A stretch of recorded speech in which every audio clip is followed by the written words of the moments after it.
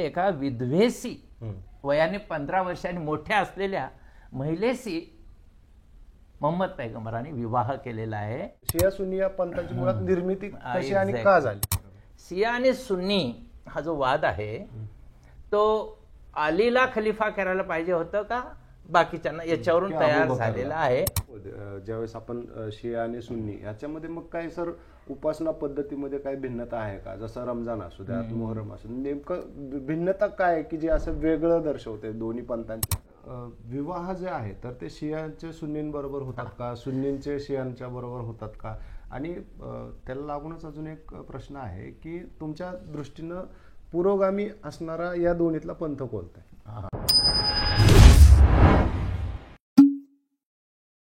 नमस्कार. सध्या इराण आणि इस्रायलमध्ये एक युद्ध सुरू आहे, युद्धसदृश परिस्थिती आहे. अनेक देश, काही जण इराणला पाठिंबा देत आहेत, काही इस्रायलच्या बाजूने उभे असल्याचं चित्र आहे. मात्र अनेक जे मुस्लिम राष्ट्र आहेत तर त्यांनी तटस्थतेची भूमिका स्वीकारल्याचं चित्र आहे. ही तटस्थतेची जी भूमिका आहे त्यांची, तर त्याच्यावरती एक जगभरामध्ये सध्या विषय सुरू आहे, चर्चेचा विषय आहे. याच्यामध्ये एक महत्त्वाचा मुद्दा चर्चेच्या दरम्यान येतोय, तो म्हणजे शिया आणि सुन्नी. इराण हे शिया बहुल राष्ट्र आहे, त्यामुळंच अनेक जे मुस्लिम बहुल राष्ट्र आहेत जे सुन्नी बहुल आहेत तर त्यांनी तटस्थतेची भूमिका स्वीकारली किंवा त्यांनी थेटपणे इराणला पाठिंबा दिला नसल्याची सध्या चर्चा आहे. तर काही मुस्लिम राष्ट्र जे आहेत जी इस्रायलच्या बाजूने आहेत तर ती बहुतेक सुन्नी आहेत म्हणून ते इस्रायलच्या बाजूने आहेत अशा पद्धतीची चर्चा आहे. पण काही जरी असलं तरी शिया आणि सुन्नी हा पुन्हा एकदा मुद्दा चर्चेला आलेला आहे. अनेकदा दोन मुस्लिम राष्ट्रांमध्ये पण हा संघर्ष होतो, त्यावेळेला देखील शिया सुन्नी या वादाबद्दल चर्चा होते. आज देखील त्याच अनुषंगानं हा मुद्दा चर्चेत आहे. परंतु जगभरात मुस्लिम हा धर्म पसरलेला आहे. परंतु या मुस्लिम धर्मामध्ये शिया आणि सुन्नी हे जे मुख्य पंथ आहेत तर ह्याच्यामध्ये जे छुपा संघर्ष सुरू असतो, शीतयुद्ध नेहमीच सुरू असतं. हा नेमका का सुरू असतं किंवा हे शीतयुद्ध का सुरू असतं याबद्दल आज आपण माहिती घेणार आहोत. आपल्यासोबत मुस्लिम सत्यशोधक मंडळाचे शमशुद्दीन तांबोळी सर आहेत. त्यांच्याकडनं आपण या सगळ्या वादावरती भाष्य करणार आहोत, त्यांच्यासोबत चर्चा करणार आहोत. तर स्वागत आहे. तत्पूर्वी सर आपण सुरुवात इस्लामच्या उदयापासून आणि मोहम्मद पैगंबर यांच्या कार्यापासून करूया. ओके. आपल्या सुरुवातीच्या प्रस्तावनेमध्ये दोन प्रामुख्याने मुद्दे आलेले आहेत. सध्याचं इराण इस्रायल युद्ध आणि दुसरं शिया आणि सुन्नी यांच्यातील छुपा वाद, संघर्ष आणि त्याची पार्श्वभूमी. यातला पहिला मुद्दा जो होता इराण इस्रायल युद्धाचा, तो आंतरराष्ट्रीय दृष्टिकोनातून थोडा अभ्यासाचा विषय आहे आणि जगाला चिंतेत घालणारा असा हा विषय आहे. त्यावरती आपण सविस्तरही बोलता येईल. पण प्रामुख्याने मुस्लिम देश इराणच्या बाजूने पूर्ण शक्तीनिशी न जाता तटस्थतेची भूमिका घेत आहेत. आणि असं करण्यामागचं कारण काय असेल असाही एक उपमुद्दा आपण मांडलेला आहे. तर आपण सुरुवात करूया की तुमच्या शेवटच्या भागामध्ये आणि ज्याची तुम्ही सुरुवात करावी असं म्हणालात तर पैगंबरांचा काळ. मोहम्मद पैगंबर जे इस्लामचे संस्थापक होते, त्यांना जवळपास 40 वर्षानंतर त्यांच्या वयाच्या म्हणजे 610 मध्ये प्रेषित्व प्राप्त झालं, कुराण अवतरित झालं, अशा प्रकारचा एक समज आहे. आता 610 नंतर त्यांचा जो मृत्यू झाला तो 632 मध्ये झाला. आणि या दरम्यान जे चढ उतार येत होते, संघर्ष होत होते, साथ प्रतिसाद मिळत होता, विरोध होत होता, लढे होत होते, तेव्हा त्यांच्या लक्षात आलं की मक्केपेक्षा मदिना ही भूमी अधिक चांगली आहे. त्यांचे नातेवाईक होते आणि ते तिकडे स्थलांतर केलं, त्याला हिजरत म्हणतात. काही लोक त्याला पलायन पलायन म्हणतात म्हणतात. आणि त्याच्यावर वादही झालेले आहेत. बरोबर. पाठ्यपुस्तकातली प्रकरणं रद्द करण्याची भाषा झालेली होती. तो जो पिरियड आहे हिजरतचा, तिथून मुस्लिम कालगणना सुरू करण्याचा पैगंबराच्या नंतरच्या काळात प्रघात सुरू झाला. आपण ही जी चर्चा करतोय त्याला अजून एक पार्श्वभूमी मला थोडीशी सांगायची आहे की जसं आपलं चैत्र, वैशाख, ज्येष्ठ, आषाढ हे महिने आहेत, जानेवारी, फेब्रुवारी, मार्च असे इंग्रजी कॅलेंडर आहे, तसं मुस्लिमांचं जे कॅलेंडर आहे इस्लामिक कॅलेंडर ते मोहरम पासून सुरुवात होतं आणि येत्या 27 तारखेला मोहरम सुरुवात होत आहे. आणि या मोहरमच्या काळात करबलाचं युद्ध झालं, त्यात हुसेन यांचा मृत्यू झाला आणि त्यानंतर 10 तारखेला म्हणजे आता आपण येणाऱ्या 6 जुलै रोजी 10वा येतो आणि तो दिवस भारतामध्ये मोहरम काही ताजिया बसून, सवारी बसून असं करतात आणि मोहरम साजरा करण्याची सुन्नींची पद्धत वेगळी आहे आणि सियांची वेगळी आहे. शिया समाज मातंग करतात, मारून घेतात, असं दुःख व्यक्त करतात. काही लोक उपवास पण ठेवतात. हा दिवस तसा दुःख व्यक्त करण्याचा आहे. पण आपल्याकडचा जो समाज आहे तो उत्सवप्रिय समाज आहे, त्यांनी मोहरमला सुद्धा उत्सवाचं स्वरूप दिलेलं आहे. ही एक पार्श्वभूमी तेवढी मला सांगायची होती पुढे जात असताना. सर, तुम्ही आता करबलाच्या युद्धाचा किंवा करबलामध्ये जे काही हत्याकांड झालं तर त्याचा उल्लेख केला, तर तिथूनच शिया आणि सुन्नी या पंथाची निर्मिती झाली असे सांगितलं जातं. तर याच्यामध्ये तथ्य आहे का? आणि शिया सुन्नी या पंथाची मुळात निर्मिती कशी आणि का झाली? सांगतो. झालं असं की पैगंबरांच्या हयात काळाचा मोहम्मद पैगंबर हे पैगंबरी होते, प्रेसित होते, धर्मसंस्थापक होते, ते राज्यकर्ते होते, सेनानी आणि खलिफा होते. म्हणजे मला हे काय म्हणायचे, खलिफा म्हणजे एका अर्थाने धर्मशासनाच्या अर्थाने, राज्यकर्ते म्हणजे रुलर या अर्थाने, प्रेसित, हे सर्व त्यांच्याकडे होतं. त्यांच्या हयात काळामध्ये, त्यांच्या आजारपणामध्ये त्यांनी आपलं उत्तराधिकारी कोण असावा याविषयी फारसं बोललेलं नाही. पण एका व्याख्यानामध्ये त्यांनी असा उल्लेख केलेला आहे की जेव्हा अली हा त्यांच्या सोबत होता आणि त्यांनी असं सांगितलं की मी जसा तुमचा मौला आहे तसा अली सुद्धा तुमचा मौला आहे. आता मौला हा जो शब्द आहे त्याचा एक अर्थ होतो संरक्षक, रक्षक, आणि दुसरा अर्थ होतो दोस्त, मित्र, सहकारी, ज्याला तुमच्यासाठी एक काहीतरी करू इच्छिणारा. एवढे एक विधान आहे. त्यावरून काही लोकांना असं वाटलं की प्रेसितांना इंडिकेट करायचं होतं की अलीला त्यांचा उत्तराधिकारी करावा या एवढं तेच आहे. पैगंबरांचं निधन झालं 632 मध्ये आणि मग आता उत्तराधिकारी निवडत असताना एक इस्तेमा झाला. इस्तेमा म्हणजे मेळावा म्हणूया आपण, मेळावा झाला परिषद मदीनाला.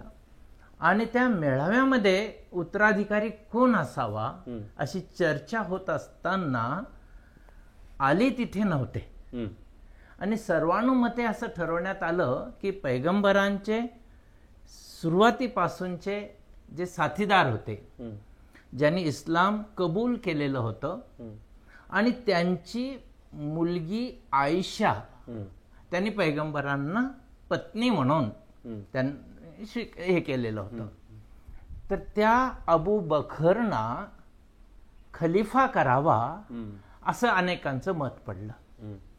आता अलीचे जे पाठीराखे होते, फॉलोअर्स आपण म्हणूया, त्यांना असं अली नसताना यांनी हे निवडलेलं आहे, अलीला व्हायला पाहिजे होतं. पण नंतर झालं काय, अलीने सुद्धा अबू बखरला संमती दिली आणि अबू बखर यांनी साधारणपणे 2-1 वर्ष खलिफापद त्यांनी चालवलं. त्यांच्यानंतर उमर हे खलिफा झाले, दुसरे खलिफा. आता उमरचा जो कालावधी आहे तो जवळपास 10-1 वर्षाचा आहे. आणि उमरच्या नंतर उस्मान झाला. आता उमर झाल्यानंतर, उस्मान झाल्यानंतर जे अलीचे समर्थक होते त्यांना पुन्हा पुन्हा राग येत होता की अलीला का केलेलं नाही. त्यांना वाटत होतं खरा दावेदार अली आहे. पण एक झालं की उस्मानने अलीला, जसं आपल्याकडे सर्वोच्च न्यायालय असतं आणि त्याचा न्यायाधीश असतो आणि त्यालाही बरेच अधिकार असतात, प्रसंगी राजाच्याही विरोधात, त्या पदावरती त्यांनी बसवलेलं होतं. आणि मग एक लक्षात घ्या की अबू बखरच्या नंतर उमर कुराण पठत करत असताना त्यांचा खून झालेला आहे. उस्मान नमाज अदा करत असताना त्यांचा खून झालेला आहे.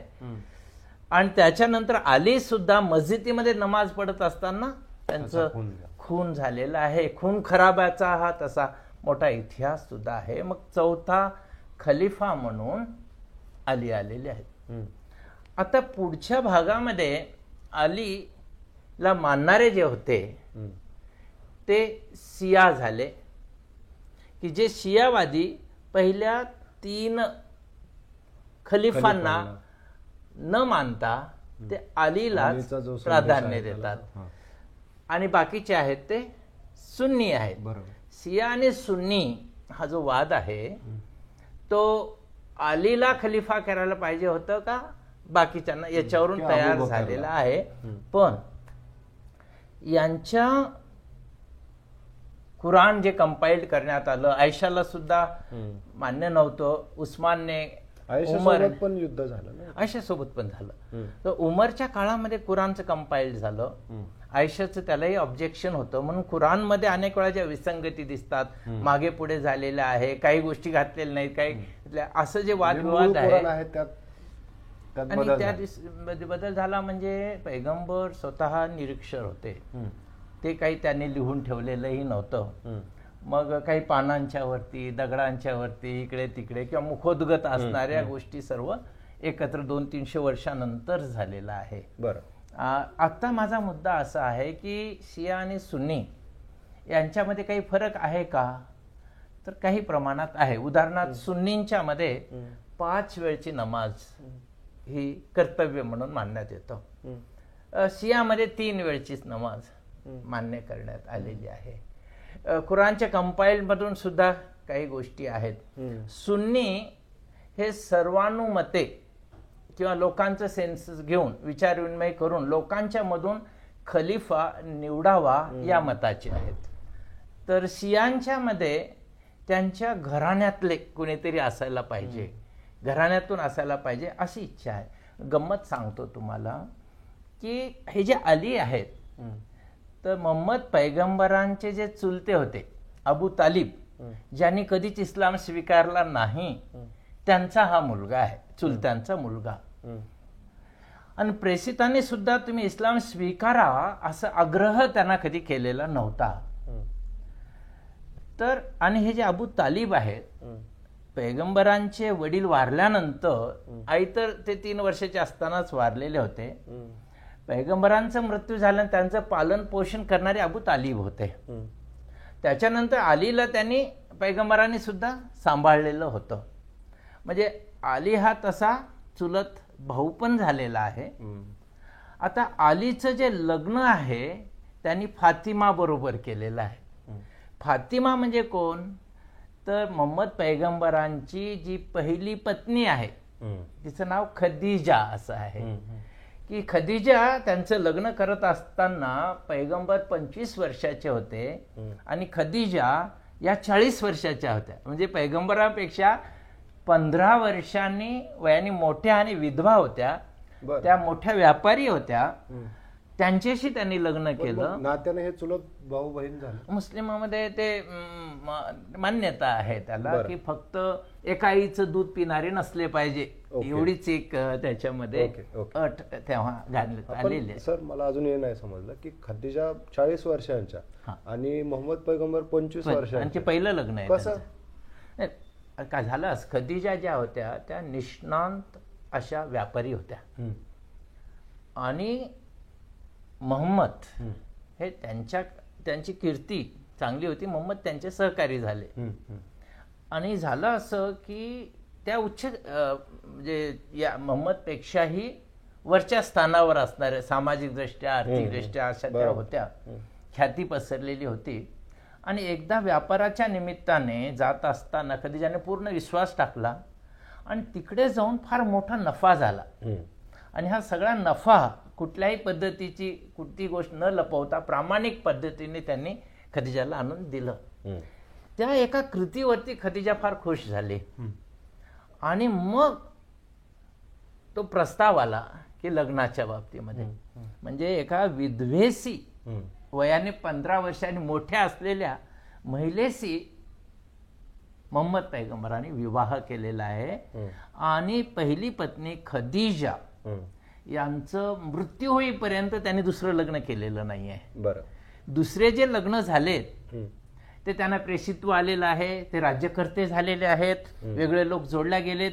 आणि मग आपल्याकडे जसं शिवाजी महाराजांना सुद्धा अनेक विवाह करावे लागले, राजकीय हेतूही असतो, लोकांना जवळ करणे असं, त्याच्यात वेगवेगळ्या त्या पद्धतीने त्यांचे विवाह नंतरच्या काळात झालेले आहेत. तर त्या खदिजाच्या मुलगी म्हणजे फातिमा म्हणजे प्रेषितांची मुलगी आणि हा अबू तालिब म्हणजे चुलत्यांचा मुलगा यांचा विवाह केलेला आहे. प्लस जावई, हा असे डबल रोल झाले.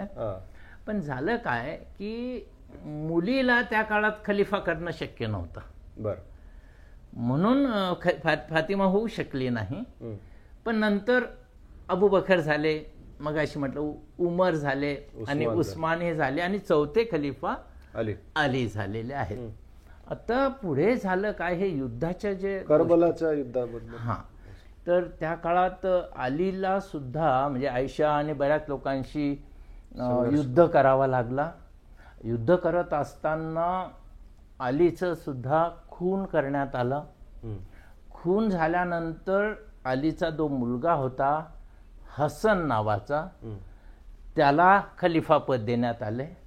पण त्यांचे विरोधक इतक्या पद्धतीने आक्रमक होते की हसनला स्वतःलाच असं वाटलं की खून खराबा टाळला पाहिजे, मानवांची ज्या पद्धतीत रक्तपात व्हायला लागलेले तेही नको आहे. मग 6 महिन्याच्या आतच त्यांनी आपलं खलिफा पद सोडून दिलेला होता. त्यांचंही निधन झालं. आणि त्याच्यानंतर जे सत्ताधारी झाले पहिले 4 खलिफाच, नंतर जो आला तो बादशाह झाला, तो खलिफा नव्हता. त्याच्या मृत्यूनंतर त्याचा मुलगा सत्तेवर आला आणि तो त्याला ऍक्सेप्टन्स नव्हतं, तो जुलमी होता. आणि मग त्याने युद्ध केलं आणि तो जो युद्ध झाला ते करबला या ठिकाणी झाला. आणि त्या युद्धामध्ये हुसेन हे मारल्या गेले. तो दिवस म्हणजे मोहरम आहे. पण अत्यंत कमी संख्या होती, मला वाटतं 72-73 असेच काहीतरी हुसेनच्या सोबत निघालेले होते लोक. पण सर्व शक्ती ते काय झालं, ते लढण्याचा जो हेतू होता अन्याय ते, आणि नुकतंच लग्नही झालेलं होतं त्यांचं, कोवळं वय होतं. पण अशा ह्याच्यात अन्यायाच्या विरोधात लढणं असा तो एकूण हेतू होता. आणि त्यातून मग पुढे त्यांचं निधन झालं. आणि पुढची ही जी राज्यसत्ता आहे ती शिया आणि सुन्नी या स्वरूपात विभागल्या गेली. पैगंबराच्या मृत्यूनंतर जवळपास 72 उपपंथ निर्माण झालेले होते. पैगंबरांचा मृत्यू झाल्यानंतर त्याचं दफन कुणी करायचं यावरती वाद होत होते. मग शेवटी सर्व ह्या विचारधारेच्या लोकांनी काय केलं, त्यांना चादरीवरती झोपवलं, चारी बाजूनी लोकांनी सर्वांनी मिळून उचललं आणि त्यांचं दफन करण्यात आलेलं होतं. पण मोहम्मद पैगंबरांचं जे शव होतं तर ते पण पळवण्याचा प्रयत्न झाला असं वाचण्यात आलं होतं. पळवण्याचं नाही झाला वाद, कुणी त्याने कुणाला हे द्यायचं, म्हणजे कुरेश हे जे खानदान होते त्यांच्या त्या कुटुंबात ते जन्माला आलेले होते. पैगंबरांच्या हयात काळामध्ये हे फारसे वादविवाद प्रतिवाद असे झाले नाहीत. आणि पैगंबरांनी जर याच्यामध्ये सांगितलं असतं, स्पष्ट पद्धतीने भूमिका घेतली असती तर पुढचे प्रश्न आले नसते. पण एक गोष्ट मला सांगायची आहे की भारतामध्ये शिया आणि सुन्नी, तर भारतामध्ये जास्तीत जास्त 15% शिया आहेत आणि 85% हे सुन्नी आहेत. जवळपास हेच प्रमाण जगातल्या मुस्लिमांच्या मध्ये सुद्धा दिसून येईल की 12 ते 15-20% पर्यंत शिया आहेत आणि बाकी सगळे सुन्नी आहेत. इराण हा देश असा आहे की जवळपास 85 ते 90% लोक हे शिया आहेत. उझबेकिस्तान इथे पण शिया आहेत. काही देश, बाकीच्या देशांच्या मध्ये आपण जर पाहिलं, इराकमध्ये सुद्धा जवळपास 60-70% शिया आहे. पण बाकी ह्याच्यामध्ये सुन्नींचं प्रमाण हे जास्त आहे. म्हणजे शिया आणि सुन्नी यांच्या कायद्यामध्ये सुद्धा, म्हणजे आपल्याकडे बघा, आपण सर त्याबद्दल बोलणारच आहे, पण मगाशी तुमच्या बोलण्यामध्ये खलिफाचा उल्लेख आला. तर खलिफा आणि इमाम याच्यामध्ये बेसिक डिफरन्स काय? खलिफा, इमामत जो असतो ना, इमाम हा तसा धर्मोपदेशक असतो. इमाम हा लीडर असतो एका अर्थाने, धार्मिक अर्थाने, किंवा आपल्याला अनेक वेळा मस्जिदीमध्ये नमाज पढत असताना, पठण करताना पुढे जो असतो तो. आणि खलिफा हा तसा राज्यकर्ताही असतो. इमाम हा राज्यकर्ता असतोच असं नाहीये, हा फरक आहे त्याच्यामध्ये. मी मगाशी हा मुद्दा सांगत होतो की आपल्याकडे बघा तोंडी एकतर्फी तलाकचा मुद्दा मध्यंतरी गाजत होता. हे शियामध्ये नाहीच आहे, पहिल्यापासूनच नाही आहे. बरोबर. शियामध्ये आत्ता भारताचं आपण जर पाहिलं तर बोहरा कम्युनिटी जी व्यापारी मंडळी आहे ते शियामध्ये येतात. तसंच खोजा हे पण शियामध्ये येतात. इथना अन्सारी म्हणून एक आहेत.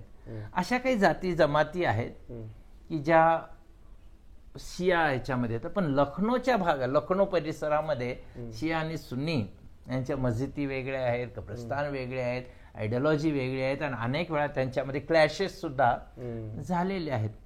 पण माझ्या दृष्टीने शिया आणि सुन्नी ही जी विचारधारा आहे हे इंटरप्रिटेशन्स वरून झालेले आहेत. अर्थनिर्वेचन ज्याला आपण म्हणूया. आणि डॉमिनेशन मात्र जे आहे ते सुन्नींचं जास्त आहे. पण सुन्नी पुरतंच राहिलेलं नाही आहे. सुन्नीमध्ये पुन्हा चार प्रामुख्याने उपपंथ आहेत. म्हणजे हनफी आहे, शाफी आहे, मालिकी आहे, हनबली आहे. आणि हनफीमध्ये ह्या ज्या सुन्नींच्या मध्ये भारताचा जर आपण विचार केला तर 2 प्रवाह दिसतात. एक देवबंदी आहे आणि एक बरेलवी आहे. तर देवबंदी जे आहेत ते अधिक कठोर आहेत. म्हणजे ते कठोरता म्हणजे त्यांची पराकोटीची, म्हणजे तबलीग समाज, जमात इस्लामी वगैरे देवबंदी आहेत. आणि बरेलवी जे आहेत हे गावाच्या नावावरून पडलेले आहे. बरेलवी नावाचं गाव आहे, देवबंद नावाचं गाव आहे उत्तर प्रदेशामध्ये. तर बरेलवी जे आहेत ते सुफी संतांचं जवळपास अनुकरण करतात. म्हणजे मेल्यानंतर दर्गा निर्माण करणं. देवबंदींचं किंवा हनबलींचं दर्गा कल्चरला विरोध आहे. आपल्याकडे तबलिकींचं पण विरोध आहे. म्हणजे दर्गा बांधणं, दर्गावरती चादर ओढणं, फुलं वाहणं, उदबत्त्या लावणं, ऊद घालणं, त्याचे नमस्कार करणं, हे देवबंदीला, तबलिकी लोकांना हे मान्य नाहीये. तर याच्यावरून सुद्धा अनेक पद्धतीचे क्लॅशेस, संघर्ष होताना दिसून येतात. कारण मी सांगतो हे जे ऐतिहासिक भाग आहे ना, तर थोडा आधुनिक पद्धतीने बोलायचं झालं, जसं काँग्रेसचं काँग्रेस आणि राष्ट्रवादी काँग्रेस झालं, किंवा शिवसेनेचं उद्धव ठाकरे आणि शिंदेचं गट झालं, किंवा आता राष्ट्रवादीचं पवार गट आणि अजित पवार गट झाले, अशा पद्धतीचे त्या काळातले विचारधारा निर्माण झालेले आमचीच मूळ विचारधारा आहे. आणि प्रसंगी वाद प्रतिवाद आणि होत असतात. मला असं वाटतं इस्लामला हे अपेक्षित नाही आहे, मूळ इस्लामला. पण काय आहे की जेव्हा प्रेषित निर्माण होतात, त्या प्रेषितांना शिक्षा देण्यासाठी त्यांना अनुयायी मिळालेले असतात. बरोबर. आणि हे जे अनुयायी असतात ते तेवढे परिपक्व नसतात. आणि मला या सगळ्या ह्याच्यामध्ये जो वाद दिसतो ना, सर्वाधिक वाद हा सत्ता संघर्षाचा आहे, सत्ता संघर्ष आहे, आणि त्यातून निर्माण झालेले हे सगळे वाद आहेत. सर मग आता याच्यामध्ये ज्यावेळेस आपण शिया आणि सुन्नी याच्यामध्ये मग काय सर उपासना पद्धतीमध्ये काही भिन्नता आहे का? जसं रमजान असू द्या, मोहरम असू, नेमकं भिन्नता काय आहे की जे असं वेगळं दर्शवते दोन्ही पंथांच्या? इस्लाममध्ये दोन प्रकारचे विचार आहेत. एक ऐहिक जीवनाबद्दल आणि एक पारलौकिक जीवनाबद्दलचं. ऐहिक जीवनाबद्दलच्याला आदत म्हणतात आणि पारलौकिकतेबद्दल इबादत म्हणतात. तर इस्लामचे जे 5 स्तंभ आहेत त्याबद्दल डिस्प्यूट किंवा नाही आहेत. म्हणजे 5 तत्व कुठले? एक तौहीद म्हणजे एकेश्वरवाद, एकमेव अल्लाह आहे, ईश्वर आहे, अल्लाह, आणि मोहम्मद रसूल हे त्याचे प्रेषित आहेत. तर अल्लाहवरती आणि प्रेषितावरती विश्वास असणं, श्रद्धा असणं, ते म्हणतील ते अंतिम मानणं, त्यांच्या पुढे शरणागती, हा जो पहिला भाग आहे तो तौहीद आहे. दुसरा जो भाग आहे तो नमाजच्या बाबतीत आहे. आता मगाशी 5 टाइमची नमाज सुन्नीमध्ये, शियामध्ये 3 वेळची नमाज आहे. त्याच्यानंतर आपल्याला रोजा, उपवास ठेवणं, जे रमजान महिन्यामध्ये ते शियाही करतात, सुन्नीही करतात. पण त्यांच्या या हे करता असताना सुन्नींच्या मध्ये कसं आहे, बऱ्याच वेळा डोक्यावर टोपी असली पाहिजे, विशेष प्रकारचे कपडे असले पाहिजे, पायामध्ये बूट ठेवून सुद्धा नमाज पडणारे शियांच्या मध्ये असतात. म्हणजे त्यामध्ये फारसा हे नाही आहे. रोजाच्या नंतरचा जो भाग आहे जकात देणं. जकात म्हणजे आपल्या उत्पन्नाच्या 2.5% जो भाग आहे सामाजिक बांधिलकी म्हणून गोरगरिबांना दान धर्म करणं, हा एक आहे. तो शियामध्येही आहे, सुन्नीमध्येही आहे. आणि शेवटचा म्हणजे दोज हू कॅन अफोर्ड, ज्यांना शक्य आहे, जे करू शकतात, सक्षम आहेत, म्हणजे वयाने म्हणा, तब्येतीने म्हणा, आर्थिकतेने, त्यांनी हज यात्रा करावी. तर हे ज्या शियाचे लोक तिथे जातात तर त्यांचे जे हे आहेत, इमाम वगैरे होते, त्यांच्या काही ठराविक जागा आहेत, त्यांना ते व्हिजिट करत असतात. तर हे 5 गोष्टी आहेत ते कॉमन आहेत त्या अर्थाने. बाकीच्या ज्या गोष्टी आहेत ऐहिक जीवनातल्या, त्यामध्ये थोड्याफार प्रमाणामध्ये बदल आहेत. बरं. पण फारशी बदल जरी असले तरी काही लोक असे झालेले आहेत आयडेंटिटी क्रायसिस करणारे, आणि आम्ही म्हणतो तेच. तर सुन्नीमध्ये सुद्धा काही कमी तबके झालेले नाहीत, फिरिस्ते म्हणतो आपण. तर हे गटबाजी, म्हणजे आपण जेव्हा म्हणतो सगळे मुसलमान उम्माचं आहे, सगळे मुस्लिम एकसारखेच आहेत, तसं नाही आहे. डायव्हर्सिटीचा जो भाग आहे इस्लाममध्ये सुद्धा आपल्याला दिसून येतो. सर मग आता ह्याच्यामध्ये ज्यावेळेस तुम्ही एक जीवनाबद्दल बोलताय तर त्याच्यामध्ये विवाह हा एक महत्त्वाची संकल्पना आहे किंवा एक पद्धत आहे. तर विवाह जे आहे तर ते शियांचे सुन्नींबरोबर होतात का, सुन्नींचे शियांच्या बरोबर होतात का? आणि त्याला लागूनच अजून एक प्रश्न आहे की तुमच्या दृष्टीनं पुरोगामी असणारा या दोन्हीतला पंथ कोणता आहे? पहिला प्रश्न म्हणजे तत्वतः सैद्धांतिक पद्धतीने इस्लाममध्ये, म्हणजे पैगंबर असल्यावर किंवा कुराणमध्ये सुद्धा विवाहाच्या बाबतीमध्ये असा फरक नाही आहे की ज्याचा इमान आहे, म्हणजे श्रद्धा आहे कोणावरती, तौहीद जे म्हटलं की प्रेषितावर आणि अल्लाहवरती, त्या इमानधारकांनी आपसामध्ये लग्न करावीत असा तो सल्ला आहे. पण व्यवहारामध्ये मात्र हे होताना दिसत नाही. अगदी सुन्नीमध्ये सुद्धा फिरके जसे आहेत तसं महाराष्ट्रामध्ये पाहिलं किंवा भारतामध्ये पाहिलं जाती व्यवस्था सुद्धा झालेली आहे. बरं. आणि जातींच्या मध्ये सुद्धा या जातीच्या लोकांनी त्या जातीशी लग्न करू नये वगैरे वगैरे हे सगळे प्रकार आहेत ते आपल्याकडे दिसून येतात. वास्तविक सैद्धांतिकदृष्ट्या असं काहीही नाही. हा पहिला विवाहाच्या बाबतीमध्ये.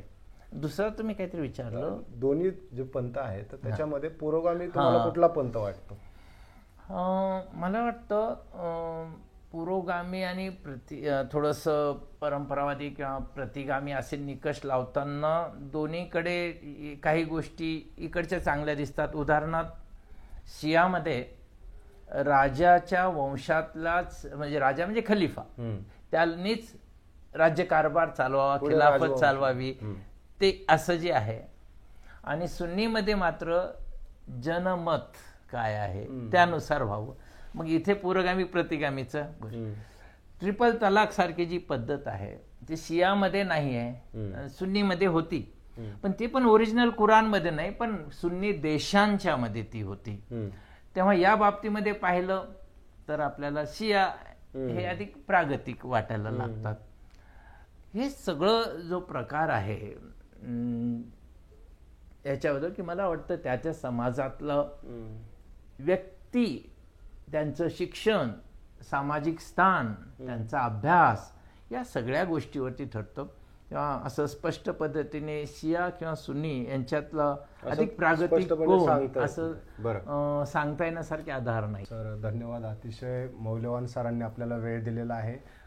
इस्लाममध्ये असणारे मुख्य जे दोन पंथ आहेत शिया सुन्नी यांच्यामध्ये नेमका वाद का सुरू आहे, त्याची निर्मिती कशी झाली, इस्लाममधली जाती व्यवस्था, मोहम्मद पैगंबर यांच्याबाबत अतिशय सविस्तर अशी सरांनी आपल्याला माहिती दिलेली आहे.